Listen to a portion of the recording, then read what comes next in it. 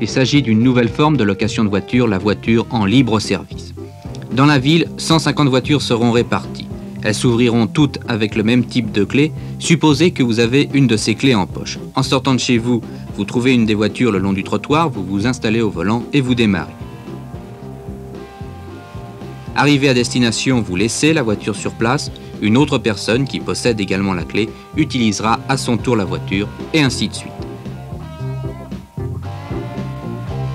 Pour posséder la clé, il suffit de souscrire un abonnement annuel.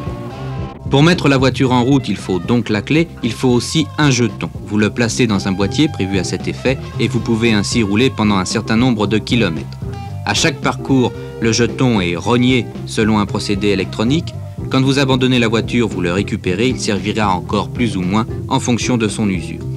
Lorsqu'il est totalement utilisé, vous reprenez un jeton dans un distributeur automatique. Le prix de revient est environ de 50 centimes par kilomètre. L'accueil des habitants de Montpellier est loin d'être défavorable.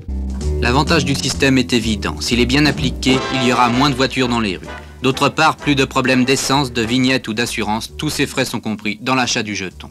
En cas de panne, la solution est encore plus simple. Il suffit de reprendre sa clé, son jeton et de changer de voiture. Un signal électronique préviendra une permanence centrale de l'incident et de l'emplacement du véhicule. Un dernier avantage, il n'est pas négligeable, plus de problèmes de stationnement. Dans la ville, quelques 300 places sont spécialement réservées. Si l'expérience est concluante, ce système sera étendu dans d'autres villes en France.